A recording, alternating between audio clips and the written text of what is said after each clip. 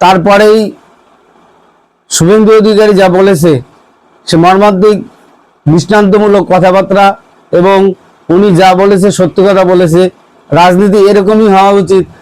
তুমি যে যারাই ভোট দাও না কেন, সবার সাথে সম্প্রীতি বজায় রাখা। আমি সিপিএম করি, কংগ্রেস করি, আমার বাড়ি কোনো অনুষ্ঠান হলে যাওয়া যাবে না, এই পথ একমাত্র মমতা ব্যানার্জি দেখিয়েছে। সেই ক্লিপও আমি দেখাচ্ছি, শুভেন্দু অধিকারী বলেছেন।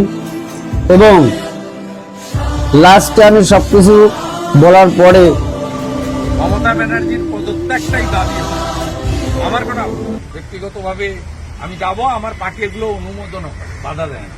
তৃণমূলের মতো কার বাড়িতে খেতে গেলে, কোথায় দেখা করলে ফোন ট্যাপ করা, এসব নোংরা কালচার তৃণমূলে হয়। রাহুল সিনহা, আমি তখন পরিবহন মন্ত্রী, রাহুল সিনহার জন্মদিনের অনুষ্ঠান ছিল কোর্ট হাউসে। রাহুল্লাহ আমাকেও কার পাঠিয়েছিল, সব দলের নেতাদের। আমাদের জিজ্ঞেস করতে হয়, জিজ্ঞেস করতে বললো না, যাওয়া যাবে। সিদ্ধার্থনাথ সিনহা পশ্চিমবঙ্গ বিজেপির ইনচার্জ ছিলেন, তার এক আত্মীয়ার বিয়ে ছিল, আমাদের অনেককে ডেকেছিল। আমি জানতে চাইলাম 14 তলাতে যে সিদ্ধার্থ সিনহা ডেকেছে, তো সামাজিক প্রোগ্রাম যাব। বলে না, যাওয়ার দরকার নেই, তাতে ববি অ্যাটেন্ড করবে। তৃণমূলে এইসব কালচার আছে, বিজেপিতে বিজেপি জিজ্ঞেস করে না।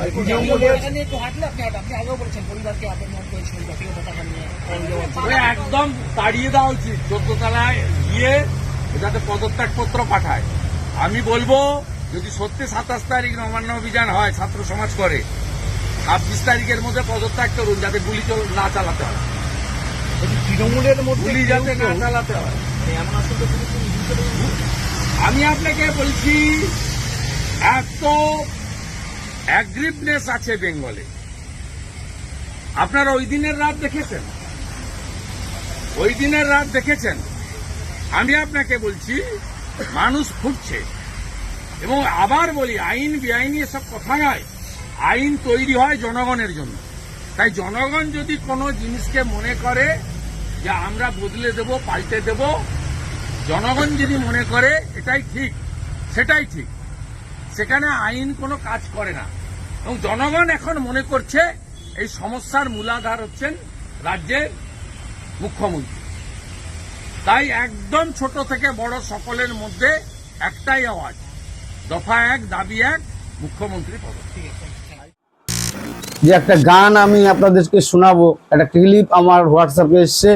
ক্লিপের সত্যতা আমি যাচাই করিনি, আর কার গান তাও আমি জানি না কপিরাইট আসবে কিনা। তবে আপনারা শুনুন, ভালো লাগবে। এবং কালকে যে এবিপি পক্ষ থেকে যে আন্দোলন চলছিল, তাতে লাঠিচার্জ করেছে, পুলিশ লাঠিচার্জ করেছে, এবং সেই ক্লিপও আমার কাছে আছে। আমি পরপর সেই ক্লিপগুলো আপনাদেরকে দেখাবো। এবং মিঠুন চক্রবর্তী, তারও ক্লিপ আছে, সেই ক্লিপটাও আপনাদের দেখাবো। এবং আজকে বিকেল 3টের সময়, বিশেষ করে মনে রাখবেন, অনেক জায়গায় বিবেক অগ্নিমিত্র থেকে আসছে, এবং অজয় দেবগন এই আন্দোলনে 3টে থেকে পা মেলাবেন। এই আন্দোলন যে দেশবাসী, পুরো দেশবাসী, কি বলবো, সমস্ত দেশবাসীর বাঙালি হয়ে গায়ে মনে প্রাণে আগুন ধরেছে। যে সম্ভবময় একজন ডাক্তার, চেস্ট স্পেশালিস্ট, এবং সে এমসিএ করা, তার মা বাবা সেলাই কাজ করে, একটাই মাত্র মেয়ে, তাকে গ্যাং রেপ এবং তার যে নৃশংসভাবে শাস্তি দেওয়া, সে নৃশংস কথা বলা খুবই কষ্টকর। সিবিআই তো দায়িত্ব নিয়েছে, এবং হাইকোর্টেতে পূর্ণাঙ্গ দায়িত্ব নিয়েছে, এবং সুপ্রিম কোর্ট যে হলফনামা দিয়েছেন তাতে সবাই সন্তুষ্ট।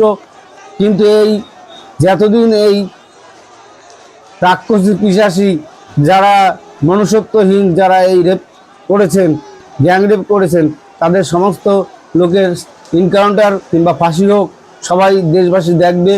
এই আর্তনাদ, এই অনুরোধ আপনাদের কাছে রাখি।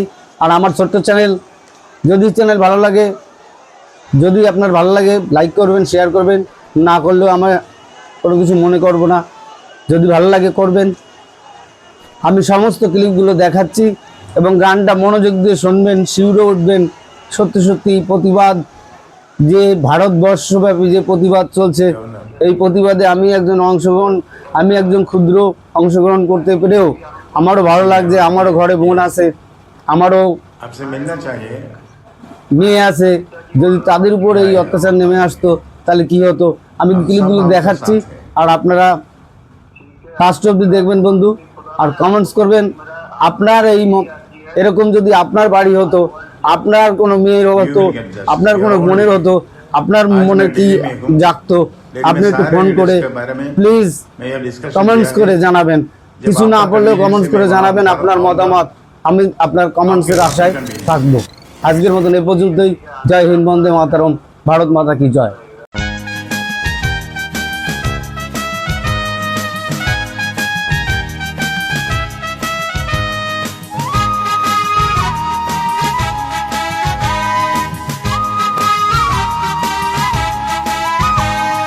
চিৎকার কর্মে দেখি কত দূর গলা যায়, আমাদের শুধু মোমবাতি হাতে নীরব থাকার দায়।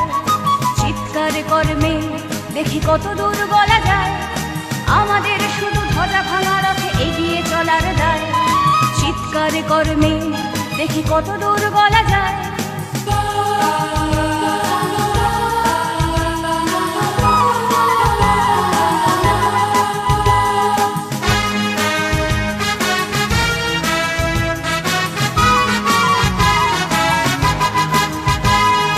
জন্মের আগে মৃত্যু দিয়েছি, জন্মের পরে ভয়।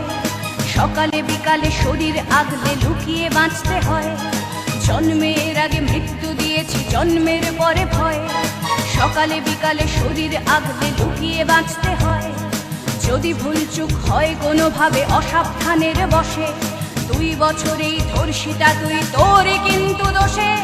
চিৎকার করবে দেখি কত দূর বলা যায়, আমাদের শুধু মোমবাতি হাতে নীরব থাকার দায়। চিৎকার করবে দেখি কত দূর বলা যায়, আমাদের শুধু ধ্বজা ভাঙা রথে এগিয়ে চলার দায়।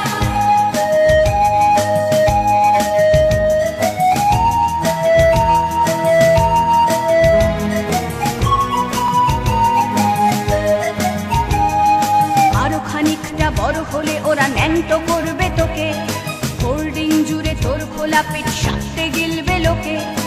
আরো খানিকটা বড় হলে ওরা ন্যাংটো করবে তোকে, হোল্ডিং জুড়ে তোর খোলা পিঠ সাথে গিলবে লোকে। বিক্রি হবে আরো আছে তোর যা কিছু ব্যক্তিগত, আমরা শুধুই খানিক লোলুপ, খানিকটা বিব্রত। চিৎকার করবে দেখি কত দূর বলা যায়, আমাদের শুধু মোমবাতি হাতে নীরব থাকার দায়। চিৎকার করবে দেখি কত দূর বলা যায়, আমাদের শুধু ধ্বজা ভাঙা রথে এগিয়ে চলার দায়।